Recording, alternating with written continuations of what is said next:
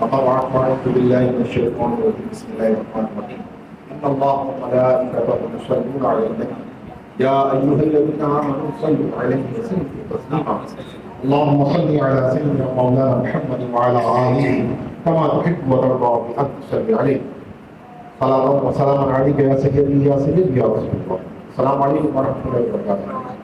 امید کرتا ہوں سارے خیریت سے ہوں گے. میرے تمام ہی یاران طریقت کی خدمت میں سلام علیکم کہ تم قبول فرمائیے گا. گزشتہ جو ہماری نشست تھی اس میں ہم نے انتہائی اہم ٹاپک سیکھے کہ وحدت کسے کہتے ہیں,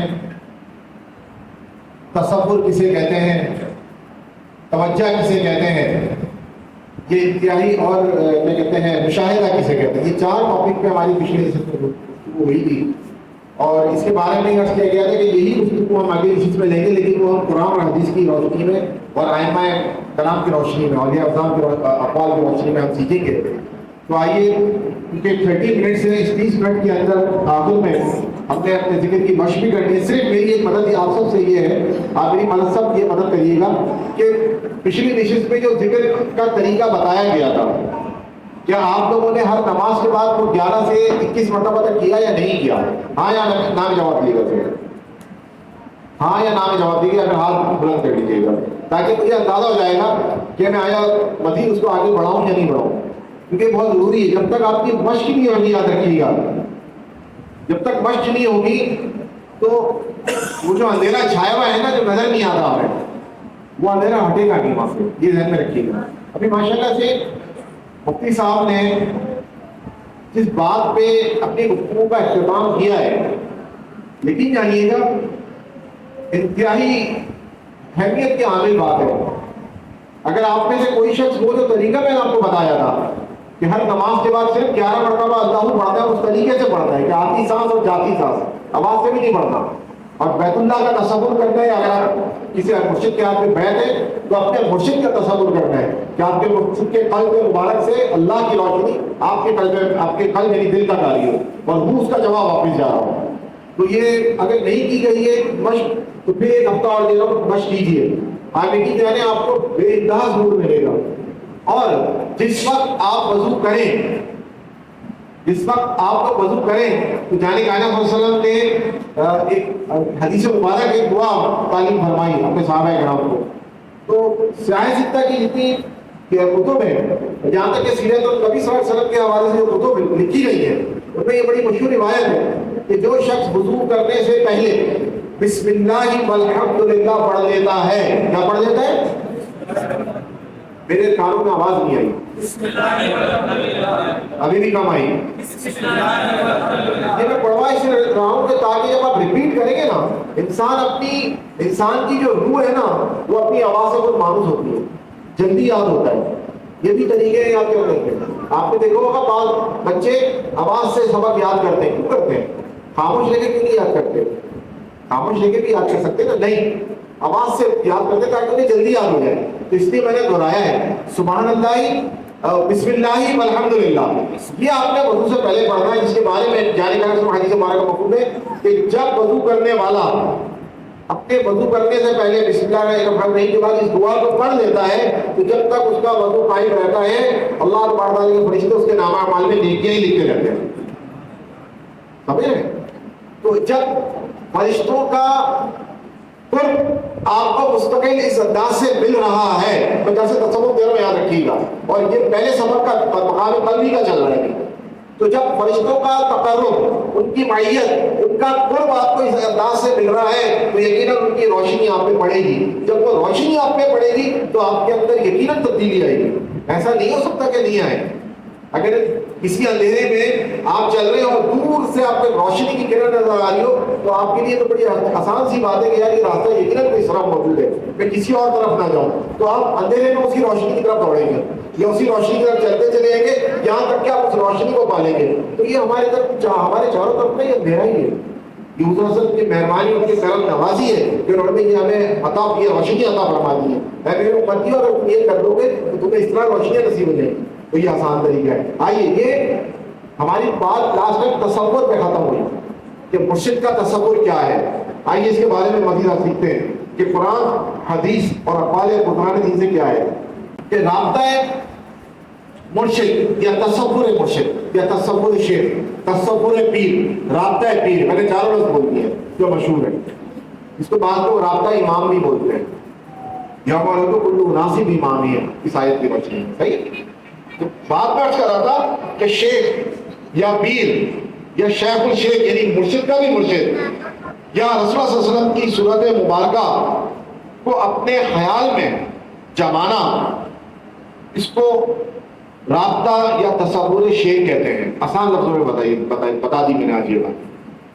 پچھلی کلاس میں ذرا اس کی تفصیل لی تھی کیا ہوئی، اور یہ دلیل دی تھی کہ انشاءاللہ نیکسٹ کلاس میں ہم قرآن اور حدیث کی روشنی میں اس بات کو اپنے ذہن میں جاگزی کریں گے تاکہ ہمیں پتہ تو ہو کہ ہم تصور کر رہے ہیں تو کیوں کر رہے ہیں، اللہ تعالیٰ نے کہاں حکم دیا ہے، اللہ تعالیٰ نے اس کے آداب ہمیں کیا بیان فرمائے. تو آئیے بات کو میں آگے لے کے چلتا ہوں کہ تصور مرشد کو صوفیہ کے نزدیک بہت زیادہ اہمیت ہے، یہاں تک کہ بعضوں کے نزدیک اسی پر ارادت و سلوک کا دار و مدار ہے. ابھی آپ لوگ جس طرح بیٹھے ہوئے ہیں نا، اس سلوک کے طالب علم بیٹھتے ہیں اس طرح. میں نے شروع میں کیا بات عرض کری، میرے تمامی یاران طریقت کی خدمت میں سلام. یہ یاران طریقت بھی دوسرا لفظ بولا جاتا ہے جو محبت کا بے انتہا قریبی درجہ ہے.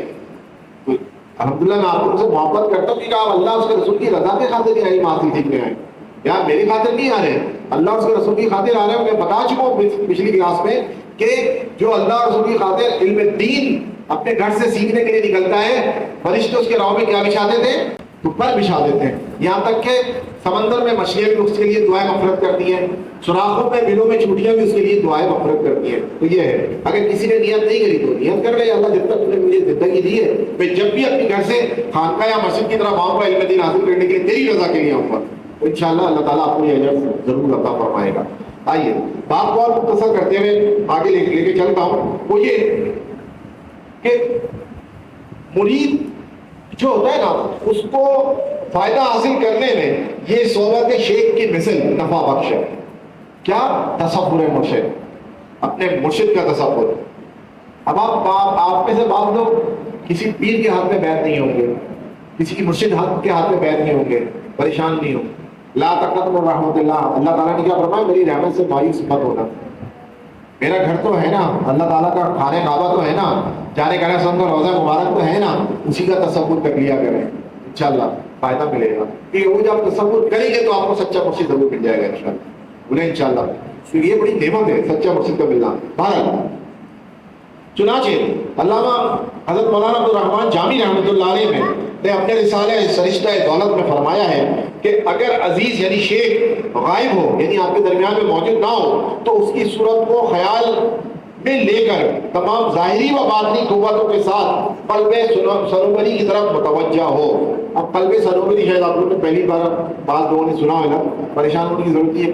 قلب سنوبری بندے کا اس وقت بندہ جس کی میں نے آپ کو ایک ہفتے پہلے مشق کرنے کی تاکید کری تھی کہ آپ اس لیول تک آ جائیں گے. نہیں کریے کوئی بات نہیں، لیکن آپ کریے. جتنی نمازیں مل جائیں ہر نماز کے بعد صرف اللہ کی ضربیں لگانی ہے 11 مرتبہ، اور زیادہ دل چاہ رہا ہے 21 مرتبہ لگا لیں، اور زیادہ دل چاہ رہا ہے 40 مرتبہ لگا لیں، اور زیادہ دل چاہ رہا ہے 92 مرتبہ لگا لیں، جانے کا سب نام مبارک محمد، اور زیادہ دل چاہ رہا ہے تو 101 مرتبہ لگا لیں، پوری تسبیح کر لیں. بہرحال یہ آپ کریں انشاءاللہ، بہت آپ کو اس میں بہت کیا کہتے ہیں سرور آئے گا، کیف انشاءاللہ نصیب ہوگا. اللہ تعالیٰ ہم سب کو یہ نعمت عطا فرمائے، آمین. اچھا جی، تو قلب سنوبری کی طرف متوجہ ہو اور جو خطرہ آئے اس کو دور کرے، یہاں تک کہ غیبت و بیعقوبی ظاہر ہو جائے. صحیح ہے، یعنی کہ جو چھپی ہوئی چیزیں وہ آپ میں ظاہر ہونے لگ جائے گی. اور ایسا بار بار کرنے سے اس کو مہارت پیدا کیا کہتے ہیں ہو جاتی ہے. اگر وہ مستقل یہ مشق کرتا ہے، اپنے مرشد کا تصور کرتا رہتا ہے، اس کی بڑی فضیلت ہے. صحابہ کرام بھی فرمایا کرتے تھے، اس میں کوئی شک نہیں ہے. کیونکہ اللہ تعالیٰ تک رسائی اس اور زیادہ رسائی اور زیادہ نزدیک اور زیادہ آسان اس طرح کوئی راستہ نہیں ہے اس کے علاوہ. مرشد کی صحبت، اس کی نظر، اس کا تصور یہ کام کر جاتی ہے. آپ اندازہ لگائیے. آپ کو ایک مثال دیتا ہوں. حضرت خواجہ اویس کرنی رضی اللہ تعالیٰ عنہ، کیا انہوں نے اپنی حیات مبارکہ میں جانے کا سب کی بنفس نفی زیارت کری؟ وجودی طور پر نہیں کری تھی. حتیٰ کہ ان کو جانے کا سب کا دور مبارک ملا، آپ رضی اللہ تعالیٰ عنہ کی خدمت میں آئے، آپ مدینہ شریف میں موجود نہیں گئے. آپ اپنی والدہ کی فکر میں واپس چلے گئے کہ میری والدہ کی خدمت کا ٹائم نکل جائے گا. اللہ تعالیٰ نے ماں کی خدمت کا اجر کو کیسا عطا فرمایا. اللہ اکبر. کہ جانے کانا صلی اللہ علیہ وسلم نے حضرت مولا علی کرم اللہ وجہ الکریم حضرت عمر بن خطاب رضی اللہ تعالیٰ عنہ کو ان کی خدمت میں بھیجا اور علامت بتائی کہ یہ ہیں. اور جب یہ دونوں صحابہ کرام حضرت اویس کرنی رضی اللہ تعالیٰ عنہ خدمت میں پہنچے تو کیا سوال کیا تھا؟ انہوں نے سوال نہیں کیا تو انہوں نے سوال کیا تھا. اویس کرنی رضی اللہ تعالیٰ عنہ نے کیا سوال تھا؟ یہ تصور مرشد کی فضیلت بتا رہا ہوں میں آپ کو. کیا سوال تھا؟ وہ یہ سوال تھا کہ اے دونوں صحابیوں، کیا تمہیں پتہ ہے کہ میرے محبوب صلی اللہ علیہ وسلم کے گردن مبارک پہ تیل کس طرف ہے؟ اللہ اکبر. تیل کس طرف ہے؟ اب دونوں حضرت مولا علی کرم وجہ الکریم اور حضرت عمر بن خطاب اللہ دونوں ایک دوسرے کو دیکھ رہے ہیں. یہ کیا سوال کر دیا ہم سے؟ اتنا عشق، اتنی محبت کہ سوچ کر وجود مبارک کی زیارت، مجسم زیارت اس طرح ان کو ہو گئی. اللہ اکبر کبیرہ. کہ ان کو یہ تک پتہ ہے کہ تیل مبارک جانے کا رسول کا گردن کی کس طرف موجود ہے. تو بہرحال تو انہوں نے فرمایا میں آقا جانے کا رسول میں آپ کی خدمت میں بھیجا ہے، آپ دعا فرمائیے. اللہ اکبر. انہوں نے دعا فرمائی تھی. کس کے لیے دعا کروائی تھی؟ اپنی ذات کے لیے نہیں، امت کے لیے دعا کروائی. تو ہمیں ہماری اور آپ کی بڑی خوش نصیبی ہے بھائی کہ ہمارے اور آپ کے لیے، ہمارے ماں باپ کے لیے، ہمارے بچوں کے لیے، اس امت کے لیے ذرا تھوڑی دیر کے لیے تصور کریں، تھوڑی دیر کے لیے گمان کریں کہ کس ہستی سے دعا کروائی گئی ہے. اور یہ آداب ہم نے باقاعدہ سکھائے گئے. کیا کہ جب تم کسی شیخ کی خدمت میں جاؤ، جب تم کسی مرشد کی خدمت میں جاؤ، جب تم کسی امام کی خدمت میں جاؤ، جب تم کسی اہل علم کی خدمت میں جاؤ تو اس سے دعا کرواؤ. اللہ اکبر. اس سے دعا کرواؤ. ہم کچھ بھی نہیں ہے. اللہ اکبر. ہم کچھ بھی نہیں ہے کہ نا کچھ بھی. جب تک یہ آپ کے ذہن میں نہیں بات بیٹھے گی کہ ہم ہیں ہی نہیں کچھ بھی، جب ہمارے روح و جسم میں یہ بات اچھی طرح بے بس ہو جائے گی، اے اللہ بس تو ہی ہے، الا اللہ، اے اللہ بس تو ہے، اللہ صرف اللہ ہے، ہم کچھ بھی نہیں ہے. آپ اپنی پوری نفی کر دیجئے، پھر دیکھیے آپ کے اوپر اللہ تعالیٰ کی کیسے انوار و تجلیات کی بارش ہونے شروع ہوئی. آپ کو نماز پڑھنے میں مزہ آئے گا. سب سے پہلا جو مزہ آتا ہے نا، پتہ کیا مزہ آتا ہے؟ نام لینے کا مزہ آتا ہے. جب آپ کسی سے محبت کرتے ہیں نا تو بڑے محبت بڑے انداز سے اس کا نام لیتے ہیں، بڑے خوبصورت انداز سے نام لیتے ہیں. کبھی وہ نام لیتے ہوئے بیٹھے بیٹھے مسکرا رہے ہوتے ہیں، کبھی وہ نام لیتے لیتے آنکھوں سے آنسو نکل رہے ہوتے ہیں، کبھی ایک عجیب اس طرح بھی کیفیت ہوتی ہے، کاش میں اس کو دیکھ لوں، کاش میں اس کا دیدار کر لوں. فوراً آنکھیں بند کر لیتے ہیں، دل کی طرف توجہ کرتے ہیں. وہ کہتے ہیں کہ گردن جھکائی، میں نے اپنے دل میں اپنے آپ کے مرشد کا دیدار کر لیا. اللہ اکبر. تو یہ طریقے ہیں. بہرحال تو میں بات اپنی اور مختصر کہہ رہا ہوں. 10 منٹ میں بات، جی ہاں 10 منٹ بچے ہیں صرف. تو یہاں تک کوئی سوال کسی نے پوچھ رہے ہیں؟ ابھی پوچھ رہے ہیں. میں آگے بڑھ رہا ہوں. بسم اللہ الرحمن الرحیم. حضرت مجدد علی ثانی رحمۃ اللہ علیہ نے اپنی کیا کہتے ہیں صدی یا 2 صدی کتاب جو لکھی اس کے اندر مکتوبات ہیں.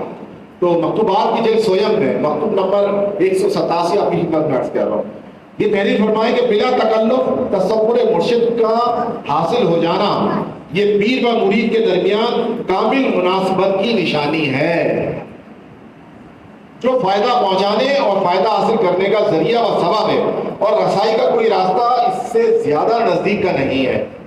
جو بڑا ہی دولت مند یعنی طریقت ہو اسی کو اس سعادت کی توفیق یعنی کہ عطا فرماتا ہے وہ مرشد. حضرت خواجہ احرار رحمۃ اللہ علیہ نے یہ فقرات میں ارشاد فرمایا ہے کہ پیر کا سایہ ذکر الہی سے بڑھ کر ہے. اب اندازہ لگائیے کہ پیر کا سایہ ہونا وہ ذکر الہی سے بڑھ کر ہے، کیونکہ ذکر الہی کا ادب ہی پیر آپ کو کرنا سکھاتا ہے کہ اس طریقے سے کرو. وہ کہتے ہیں نا اللہ اللہ کرنے سے اللہ نہیں ملتا. اس کا دوسرا مصرع پتہ ہے کسی کو؟ آواز سے پڑھیے گا مزہ آئے گا. یا اللہ والے جو اللہ سے ملا دیتے ہیں. تو یہ ڈھنگ سلیقہ میں پتہ چلے گا کہ بھائی اللہ اللہ کرتے جاؤ اللہ نہیں مل رہا. بھائی کیوں نہیں مل رہا؟ کہ ہمارے اندر جستجو ہی پیدا نہیں ہو رہی، ہمارے وجود کے اندر وہ آگ ہی نہیں پیدا بھی ہم نے کری ہے، تو جس کی وجہ سے ہمیں اللہ کی روشنیاں اور تجلیات مل جائیں. اب آئیے قرآن پاک میں اللہ تعالیٰ نے تصور مرشد کے حوالے سے جو واضح بیان فرمایا ہے وہ نوٹ کر لیجئے گا. اور وہ نوٹ کرنے والی آیت یہ ہے سورہ یوسف کی آیت نمبر 24. صحیح ہے کہ اللہ تعالیٰ نے حضرت یوسف علیہ السلام کا واقعہ ارشاد فرمایا اس کے اندر. وہ یہ کہ وَلَقَدْ هَمَّتْ بِهِ وَهَمَّ بِهَا لَوْلَا أَن رَأَىٰ بُرْهَانَ رَبِّهِ، یعنی اس یعنی حضرت زلیخا نے ان یوسف علیہ السلام کے ساتھ ارادہ کر لیا، اور وہ یوسف علیہ السلام بھی ارادہ کر لیتے اگر اپنے رب کی برہان کو نہ دیکھ لیتے۔ جب زلیخا حضرت یوسف علیہ السلام کو خلوت میں دروازہ بند کر کے اپنے مقصد کی طالب ہوئی، اور قریب تھا کہ حضرت یوسف علیہ السلام کی اس طرف مائل ہو جاتے، مگر ناگہاں عصمت نبوت ظاہر ہو گئی اور ان کو برہان رب کا دیدار ہو گیا، جس کے سبب وہ اس ارادے سے معصوم و محفوظ رہے۔ اب رہا یہ سوال کہ وہ برہان ربی کیا چیز تھی جس نے ایسے اڑے وقت میں حضرت یوسف علیہ السلام کی دستگیری یعنی مدد کی۔ اس کو حضرت ابن عباس رضی اللہ تعالیٰ عنہ کی زبان سے سنیے، انہوں نے فرمایا کہ وصل له یعقوب فضرب جتا شہوتا من انم ملہ، تفسیر صحابی کے الفاظ ہیں۔ حضرت یعقوب علیہ السلام کی صورت حضرت یوسف علیہ السلام کے سامنے ظاہر ہوئی، یہ دلیل ہے، یاد رکھیے گا۔ یعقوب علیہ السلام کون تھے؟ یوسف علیہ السلام کے والد محترم تھے، وہ بھی نبی تھے بھائی، اس دور کے نبی تھے، دو نبی تھے اس ایک دور میں، ایسا بھی آیا۔ تو جس نے آپ کے سینے پر اللہ اکبر کبیرہ ضرب لگائی تو اس کی شہوت ان کی انگلیوں کے پوروں سے نکل گئی۔ یہ ضرب لگانے کی بتاؤں گا۔ حضرت شیخ کلیم اللہ جہاں آبادی رحمۃ اللہ علیہ نے ایک کتاب لکھی ہے کشکول کلیمی، انہوں نے ضرب لگانے کے آداب لکھے ہوئے سارے، ایک ضربی ذکر کس طرح کیا جائے گا، دو ضربی ذکر کس طرح کیا جائے گا، سہ ضربی ذکر کس طرح کیا جائے گا، چار ضربی ذکر کس طرح کیا جائے گا، پانچ ضربی ذکر کس طرح کیا جائے گا، اور ست ضربی ذکر کس طرح کیا جائے گا۔ بہترین کیا کہتے ہیں میرے مرشد برق اللہ تعالیٰ آپ کے درجات بلند فرمائے، خواجہ محمد نبی نظامی مدد اللہ علی نے کیا کہتے ہیں حضور شفیق الملت کی رہنمائی میں حضرت کے ملفوظات لکھے، اور جو باقاعدہ جو ملفوظات وہ یہ اس انداز سے لکھے کہ رمضان المبارک کے اندر ان اذکار کی پریکٹس کی گئی۔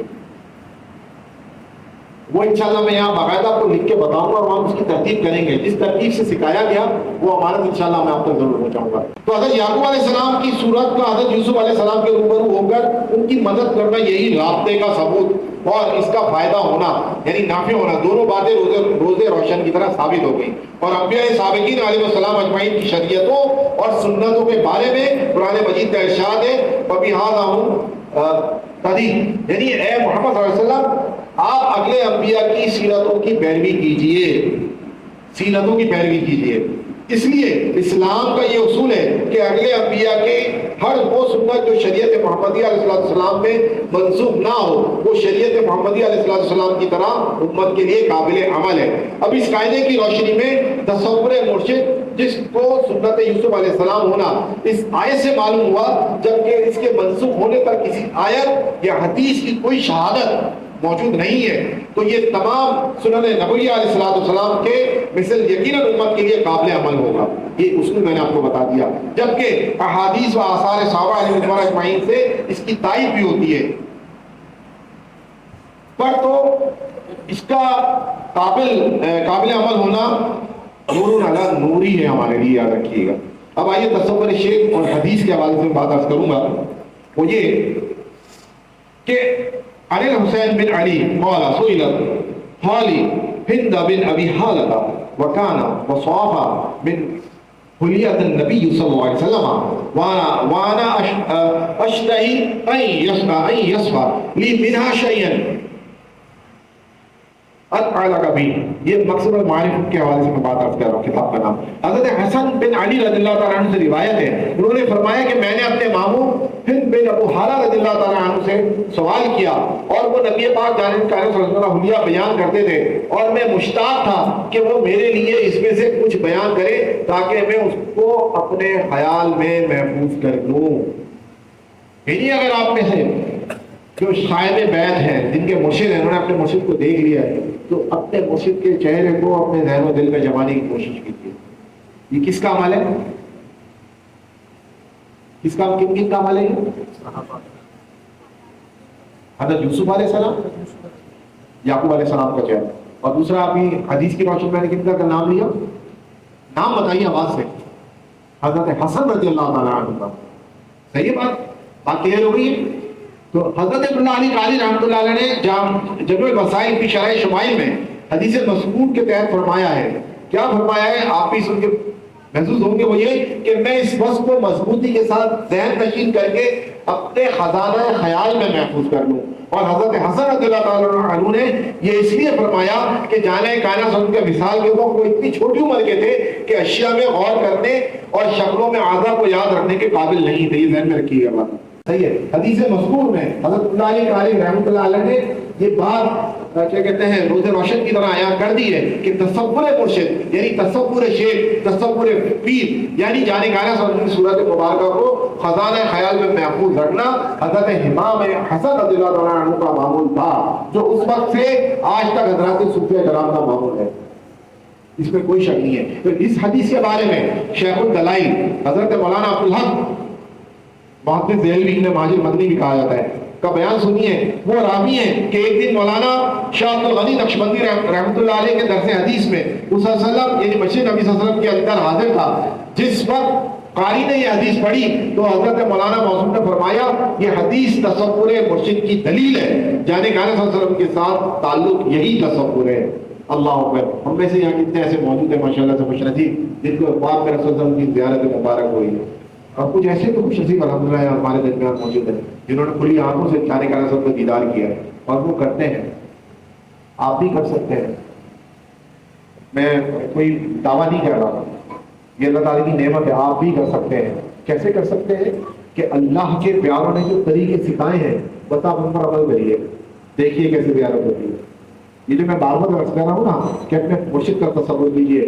کوئی اگر آپ میں سے اس وقت جو ایسا بندہ بیٹھا ہے جس نے کسی سے بیعت نہیں کی بھی ہو، کسی سے بیعت نہیں، اس کا کوئی مرشد نہ ہو، وہ کم از کم بیت اللہ کا ہی تصور کر لیں، صلی اللہ علیہ وسلم کے روضہ مبارک کا ہی تصور کر لیں، وہ کرے تو صحیح، انشاءاللہ کرے گا، وہ روشن تجلیات اس کے وجود کے اندر انشاءاللہ اس کے پورے وجود کو روشن کرنا شروع کر دیں گے۔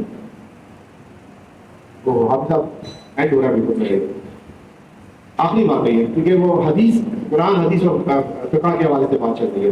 علامہ شاہ الدین خفاجی علیہ الرحمٰن ہے نسیم الریاض مشہور کتاب میں فرمایا ہے کہ روضہ منورہ کی حاضری کے وقت یہ فرض اور ملاحظہ کرے کہ میں حضوری میں ہوں۔ دیکھیے اگر آپ میں سے کوئی مدینہ شریف گیا ہے یا جانے والا ہے تو جب وہاں پہنچ جائے تو وہ یہ تصور کرے کہ جانے گانے صلی کی حضوری میں بیٹھا ہوا۔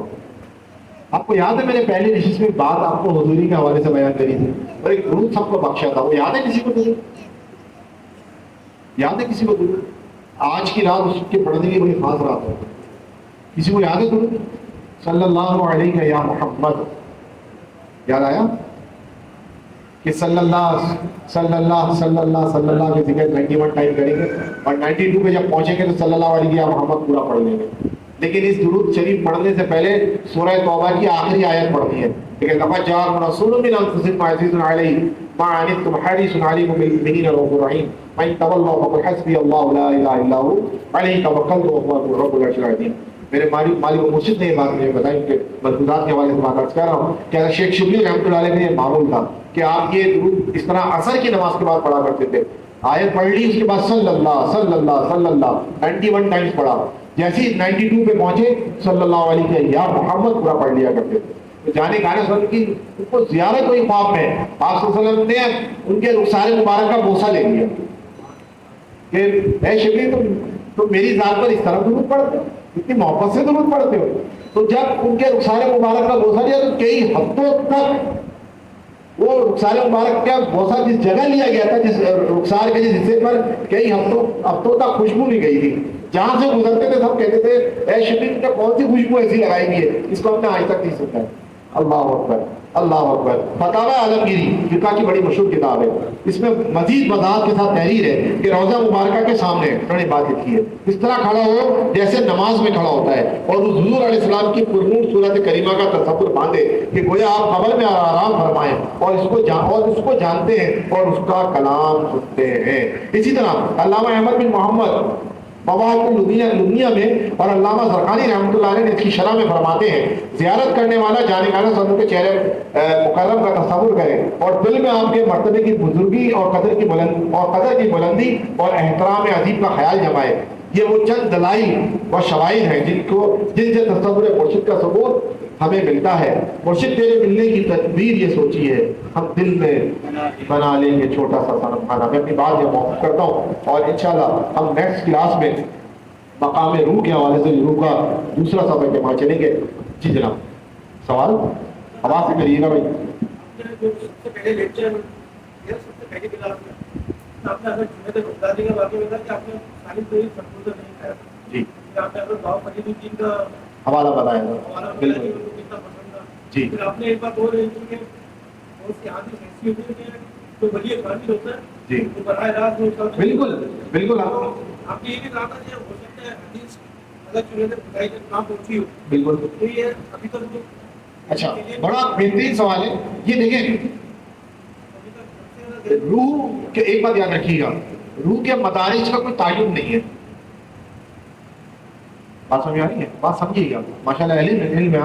روح کے مدارج کا تعین کوئی نہیں کر سکتا، یہ ذہن میں رکھیے گا بات. یہ اس کا پیچھے کیا راز ہے اگلی نشستوں میں انشاءاللہ ضرور بیان کروں گا. آپ یہ آپ مجھ سے سوال کریں گے دوبارہ کہ وہ راز کیا ہے، وہ راز انشاءاللہ بتاؤں گا میں کیا ہے. جو علماء مشاہد نے، بزرگان چشت نے، حضرت کی تفکرات میں نے کچھ پڑھا تھا پہلی بار. ایک شعر تھا، اس میں میں ذرا جستجو میں آگے میری ہے کیا اس کے پیچھے، جب پتہ چلی تو معلوم مرشد نے ماشاءاللہ یہی ممبر پہ رہنمائی فرمائی تھی رمضان المبارک کے مہینے میں. تو بہرحال تو روح کے جو مدارج ہیں نا ان کی کوئی انتہا نہیں ہے. حضرت بابا فرشت مسعود گنج شکر رحمۃ اللہ علیہ فردیت کی اس انتہا پر تھے کہ جنید بغدادی موجود نہیں تھے وہاں پر.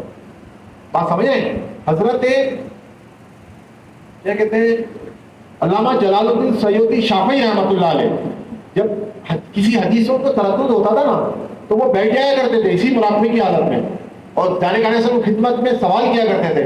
تو ان کو باقاعدہ رسول صلی اللہ علیہ وسلم منف سے نفسی اپنی آواز میں بتایا کرتے تھے کہ میرے الفاظ اس طرح نہیں اس طرح ہیں، تو آپ نوٹ کر لیا کرتے تھے. یہ تو بڑی بھائی، یہ میں صرف ایک ہستی کا میں نے بتایا ہے، علامہ جلال الدین سیوطی شافعی رحمۃ اللہ علیہ. اسی طرح بابا فرید بھی ہیں، اللہ اکبر، یاد رکھیے گا.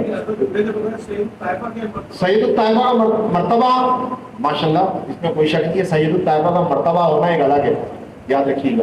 غوث الاعظم کا مرتبہ ہونا ایک الگ ہے، قطب الاقطاب کا مرتبہ ہونا ایک الگ ہے، ابدال کا مرتبہ ہونا ایک الگ ہے، ابرار کا مرتبہ ہونا ایک الگ ہے. اگر آپ یہی سوال یہی میں سے الٹ کہ بھئی اگر سید الطائفہ کے مرتبے پر تھے موجود، صحیح ہے تھے موجود، تو ان کو یہ پتہ ہونی چاہیے. پتہ نہیں کیوں انہوں نے ایک عاجزی کا مظاہرہ فرمایا کہ مجھ سے بیعت بھی نہ ہو جائے. انہوں نے تحقیق اپنی جس حد تک، ان کا سب سے بڑا تقوی کا عالم یہی تھا کہ ان تک وہ روایت تصدیق سے نہیں پہنچی ہوئی تھی، انہوں نے اس پر عمل نہیں کیا. اور یہ اس زمانے میں لوگ کرتے تھے بھائی، ان کی سوچ ایسی ہوتی تھی. صحیح ہے؟ تو ہاں، تو یہ ذہن میں رکھیے گا. اگر آپ یہ کہیں کہ نہیں وہ اس طرح، تو ہر ولی اپنے درجے، ہر ولی کو پتا ہونا چاہیے، لیکن ہر ولی کو نہیں پتا ہوتا تو پھر آپ کیا کہیں گے یار تو یہ الٹی بات ہو گئی، ٹکراوی بات نہیں. اس لیے روح کے جو مدارج ہیں اس کا کوئی تعین نہیں کر سکتا. اس لیے یاد رکھیے گا، ایک بات آپ کو نالج کے طور پہ بتا رہا ہوں کہ 35 اسباق ہیں جمی سلاسل جو ہے، یعنی مقام قلب سے لے کر مراقبہ لا تعین، یہ جو لا تعین لفظ بول رہا ہوں نا اس کی کوئی انتہا نہیں ہے. آپ صاحب کل پڑھتے ہوئے اس بات پہ رونا آ گیا تھا، لا تعین کی انتہا نہیں ہے کوئی بھی. آپ مراقبہ احمدی علیہ السلام سے 34 سبا کے روپا، لیکن یعنی آپ اس میں جیسے ہی اس کا مراقبہ کرنے کے لیے آنکھیں بند کرنے کی ضرورت نہیں پڑتی بھائی، آسان لفظ میں. یہ علامہ جلال الدین سیوطی شافعی رحمۃ اللہ کا وصف تھا کہ کھلی آنکھوں سے رسول کی زیارت فرمایا کرتے تھے، اور وہ آواز سن کے حدیث کو فوراً صحیح کر دیا کرتے تھے. میرا دعا پڑے گا سبحانک اللہم و بحمدک لا الہ الا انت استغفرک واتوب الیک. والسلام علیکم ورحمۃ اللہ وبرکاتہ.